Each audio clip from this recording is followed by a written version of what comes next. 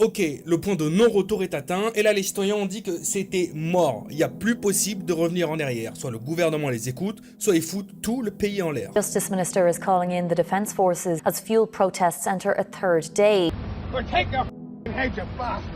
By targeting critical infrastructure such as fuel depots and refineries. These are no longer protests, they are blockades. Et ça, c'est à cause de la plus grande des douilles que l'Irlande a fait à ses citoyens. Rien qu'en une seule nuit, évidemment, déjà, le carburant a augmenté de 67%. There was one truck left in for white diesel for emergency vehicles, so the protesters have now fully blocked the main road. On est au 4e jour de blocus manifestation, et à la fin de cette journée-là, quand je sors cette vidéo, on aura déjà 600 stations sur 1200 qui n'auront plus un seul carburant. Pénurie totale. Move away! No!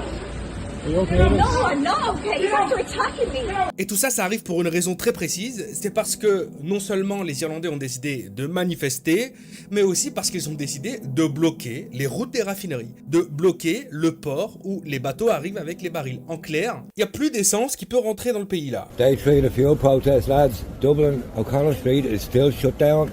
The lads ain't going nowhere. Je tiens à préciser que pour cette vidéo, je vais aussi parler de la France, je vais parler de choses qui vont arriver dans quelques jours, dans quelques semaines, et qui évidemment ne sont pas forcément très bien perçues sur notre territoire. Donc si t'as envie de pousser un petit peu cette vidéo, la partager, n'hésite surtout pas aussi à t'abonner, et si c'est déjà fait, continue, t'es un champion. Ça va très très loin cette histoire, puisque là l'Irlande a annoncé que la police et l'armée, donc armée, avec des véhicules militaires, des blindés, ils allaient arriver pour régler la situation, pour que le pays continue à pouvoir avancer, parce que là, il est bloqué. Bientôt, il n'y aura plus personne qui pourra aller taffer. I don't support the tactics. If you block access to fuel, you are blocking people from getting their kids to school, from getting to hospital appointments, you're blocking emergency services getting to people who need them. Et puis cerise sur le gâteau, si tu continues à bloquer, à manifester, eh bien c'est 1000 € d'amende et 6 mois de prison. Will result in your being possibly being arrested, and on conviction, you'll be liable to a fine of €1,000 or up to 6 months in prison. I would just urge you all to please peacefully remove yourselves from the area. Thank you. What do we think, lads? What do the people of Ireland say? No! On a aussi certains journalistes indépendants, certaines petites gazettes qui vont documenter ce qui se passe et être du côté évidemment des manifestants. De façon assez magique, ces personnes se voient dans l'incapacité d'utiliser leur compte en banque. Leur carte de crédit ne fonctionne plus. C'est incroyable ça. J'ai l'impression que j'ai déjà entendu ça quelque part. Il faut piger quelque chose. Ce qui est en train de se dérouler en Irlande, ce sont des choses qui vont probablement arriver dans notre pays ou dans nos pays voisins très rapidement. Et ça c'est facile à développer. Ce blocus général national, il n'est pas uniquement lié au carburant. Il a commencé avec les fermiers qui ont décidé de tout bloquer en expliquant qu'ils ne pouvaient tout simplement pas continuer à dégager un salaire. We are the people who put the food on the table. The farmers that are here are the people that grow the food. The hauliers that are here are the people that bring your food to the market for you. So you have the convenience of going in and picking it off the shelf. C'est-à-dire que là, si le diesel il monte à 2,30 € puis il va encore monter 2,50 €, 2,60 €, c'est plus possible pour eux. Et c'est la même chose pour les livreurs, c'est la même chose pour les chauffeurs routiers. Mais ce qui va s'ajouter à ça, c'est quelque chose de beaucoup plus profond, beaucoup plus complexe, et c'est la crise migratoire. L'Irlande, comme l'autre partie de la Grande-Bretagne, comme la France, comme l'Allemagne, eh bien, elle est en train de s'effondrer de l'intérieur à cause de la politique migratoire du pays. Ils se font envahir par des personnes qui littéralement viennent du tiers-monde en fait. Mais je vais revenir sur ça après, et le sujet avec la France. On va d'abord voir comment ça s'est déroulé au début, parce que ce qui est assez marrant, c'est que les médias locaux, les médias nationaux, ont simplement expliqué que ce n'était ni un blocus, ni une grève générale, mais des manifestations souvent tenues par des personnes d'extrême droite. Je pense qu'ils n'avaient pas prévu que les fermiers et les citoyens irlandais, que là on arrive au stade où c'est pas avec des tracteurs maintenant qui bloquent les routes, mais avec des caravanes et des mobilhomes. We've the camper and the mobile home landed. We're going nowhere. We're here for the night. Yeah. TDs and councillors, lads, you're after fucking up big time in the radio. You need to come out now because we're going nowhere. Ils s'installent, ils vont pas bouger. Alors encore une fois, ça va être ce combat média contre réalité où le peuple très rapidement va être pointé du doigt même par certains autres citoyens irlandais parce que l'information va être manipulée du début jusqu'à la fin. Et ça va commencer avec les médias qui vont annoncer que à cause de ces manifestants, à cause des fermiers qui bloquent les routes, à cause des citoyens qui bloquent les routes, des chauffeurs routiers, eh bien on va bientôt avoir des décès. Parce qu'ils empêchent les ambulances, la police, ils empêchent des patients d'aller voir des traitements très importants. Disruption has been caused to people missing medical appointments, impacting the provision of dialysis and cancer treatment to some service users. Is that not an indication that you are not in control of the protesters if people can't get to hospital? What we are seeing here is moving into a different phase and is having a direct impact on national critical infrastructure. We're seeing farmers being impacted with being able to acquire animal feed. We're seeing chemicals for treatment of water. We're seeing people unable to get to their jobs, to work. We're seeing sick people with hospital appointments unable to travel. Donc on aura cette période de transition où cette grève bloqueuse, elle était très grande, mais elle n'était pas nationale. Et surtout, les citoyens qui vont commencer aussi à se désolidariser petit à petit en se disant non mais c'est quand même pas bien, vous pouvez pas faire ça quoi. Seulement voilà, tout ça, c'était faux depuis le début. En vérité, ils ont jamais, mais alors jamais bloqué les véhicules d'intervention. Ils ont jamais bloqué des ambulances. Ils ont jamais bloqué des personnes qui s'arrêtaient, qui leur disaient voilà, moi, j'ai besoin d'aller faire une dialyse, il faut que je passe, quoi. Ces gens-là, ils les ont jamais bloqués. And I'm going to show you a picture of it just now. So this is what is opened. And before you actually go out and make accusations about the peaceful protest here in Fines, about the overtaxation on fuel, that you clarify things and get it correct. So please correct your comments. You were on Radio 1 this morning and other media outlets giving false information to the public. Donc les citoyens ont commencé à se dire peut-être qu'on est en train de nous la mettre à l'envers. Mais bon, c'est quand même pas cool parce qu'ils disent d'autres choses et tout. Et puis là, le gouvernement a décidé que le mieux à faire, c'était peut-être de leur mettre des amendes de 1000 balles et de les envoyer en prison. Et si jamais la police y arrivait pas, eh bien pourquoi pas directement sortir l'armée en fait. Justice Minister is calling in the Defence Forces to assist in removing any vehicles blocking key infrastructure as fuel protests enter a third day. However, when you start to blockade fuel from actually getting out of depots, when you stop ambulances from getting through to hospitals, when you are stopping animal feed and produce that is needed to keep animals safe, when you have an animal welfare issue now emanating from this, there is a need to respond and to respond effectively. The Defence Forces will always and can always. Et c'est à ce moment précis que l'Irlande a décidé de faire un front commun et de s'unir pour transformer ça en grève nationale, générale, blocus total, et il n'y a plus rien qui bouge. Yes, Ray, there's a very big protest taking here tonight at Galway Harbour. The numbers have swelled significantly. There are hundreds of people here and they say they are not going away. The impact of the fuel blockades across the west of Ireland is really taking effect now. There's no diesel in Achill, no fuel in Balmullet, queues in Erris, queuing for fuel, and in Galway, places like Salthill, Athenry, Turlockmore, Cosla in Connemara. All of these forecourts have very, very low levels of fuel. Some have completely dried up. And tonight, Ray, that all comes against news I've received from a source in the energy industry to say that there's a tanker off the coast of Kerry tonight coming from Antwerp and expected to dock at Galway Harbour, tide dependent, at around 8 a.m. tomorrow morning.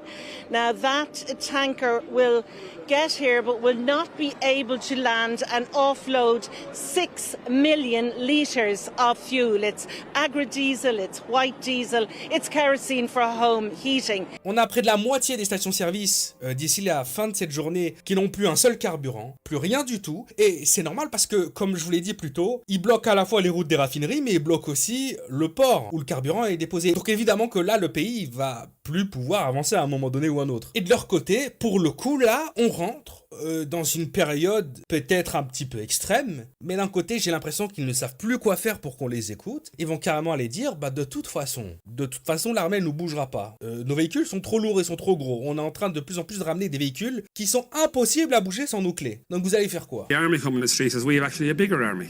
So we're not afraid of the army. We're agricultural plant hire men. The army will not move this protest, and if any vehicle is touched on that protest, there'll be 10 more to replace it immediately. And that's how strong the people on the ground are on this, and it's unbelievable. I can't believe. So what's your advice to protesters if the army try to move them? Et puis, s'il y a des gens maintenant qui ne veulent plus soigner, c'est notre problème ou c'est le vôtre en fait?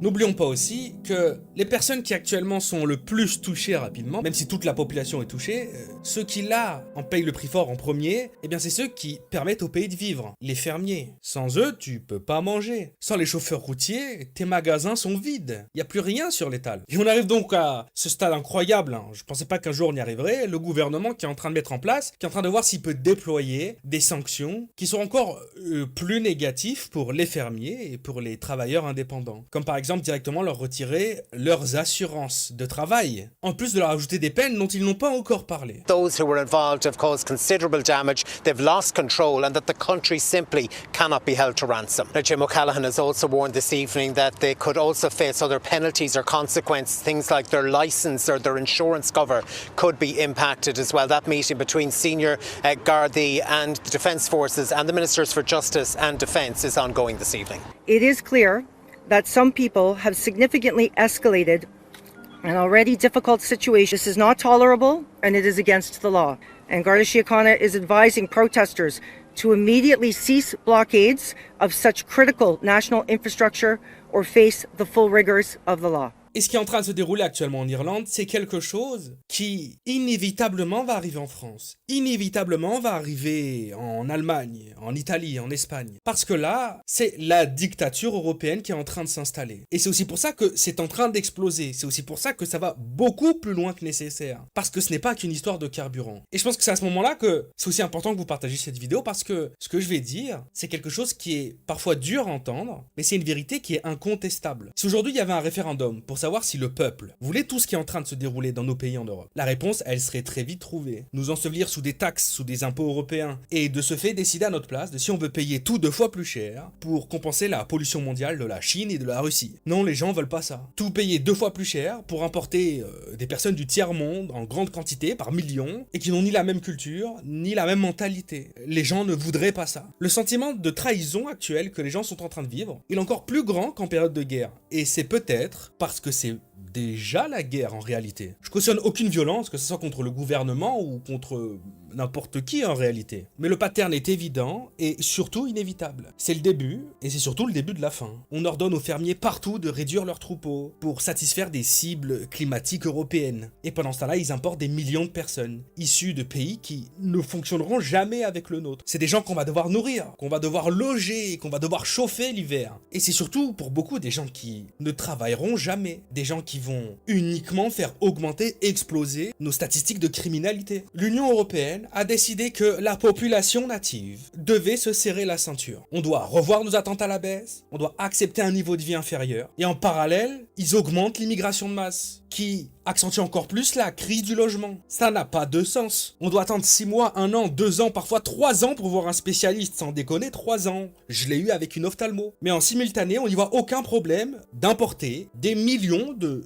nouveaux êtres humains qui, évidemment, sont biologiquement faits comme nous et ont aussi besoin d'aller voir des spécialistes, d'aller voir des médecins, des personnes qui ne les paieront même pas en plus. Donc, l'État paiera pour ça, donc le contribuable paiera pour ces personnes qui ont besoin de se faire soigner et qui sont là et qui n'ont rien à proposer d'autre que leur existence. C'est pas de la gouvernance qu'on est en train de vivre, c'est une trahison nationale. Et c'est ce qui se passe en ce moment en Angleterre, c'est ce qui se passe en ce moment en Irlande, parce qu'ils ont été plus touchés que nous. On a souvent envie, en tant que Français par exemple, de se mettre sur le haut du podium. La vérité c'est que le serveur PVP, le player versus player, c'est là-bas qui se déroule en ce moment, c'est pas encore chez nous. Toutes les classes sociales ont compris là-bas que leurs enfants n'achèteront jamais de maison. Ils pourront simplement jamais en acheter. Entreprendre, créer une entreprise, mais c'est même plus un rêve, et c'est une fiction. Et puis là maintenant, pouvoir se payer du carburant. Donc des difficultés pour aller travailler, pour ensuite se faire taxer la moitié de son dur labeur, et puis payer pour aller travailler. Ça n'a plus de sens. La logique, l'engrenage qui est censé faire tourner nos gouvernements ne fonctionne tout simplement plus. Et vous savez, je pense que c'est une phrase à retenir, qui a probablement déjà été dit ailleurs, donc je vais pas m'en attribuer le crédit, mais quand vivre devient un privilège, alors que ce soit mon avis dans cette vidéo, ou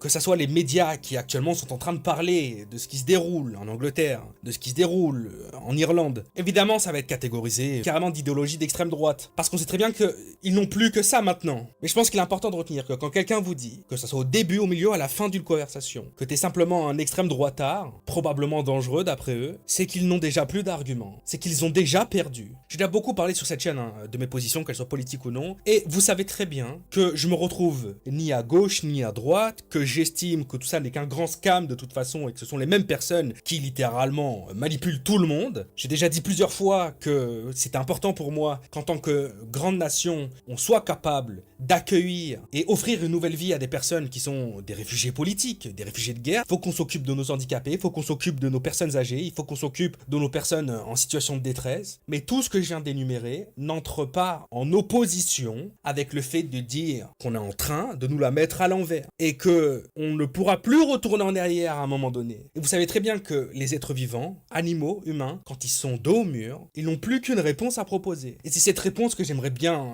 faire éviter à mon pays quand même. Et évidemment, je parle de guerre civile. C'est ma plus grande peur. Vous pouvez regarder les vidéos que j'ai sorties il y a 6 mois, il y a 1 an, il y a 2 ans. C'est ma plus grande peur depuis très longtemps maintenant. Qu'on arrive à ce stade de non-retour. Et je vois nos voisins, nos pays voisins de l'Union européenne, qui malheureusement n'ont pas réussi à freiner à temps et qui se retrouvent au bord du précipice, qui se retrouvent au bord de cette situation où il y a tout qui va péter. Et quand tout va péter, de un, je pense qu'on aura une sacrée surprise parce qu'à mon avis, c'est pas la majorité des forces de l'ordre qui seront du côté du gouvernement. Et que de deux, se battre contre son voisin, se battre contre soi-même, c'est le truc le plus débile qu'on peut faire. Enfin bref, abonne-toi, partage cette vidéo si t'as envie. On est bientôt 1 million, c'est cool. Et puis je vous sors une autre vidéo probablement demain, donc dimanche.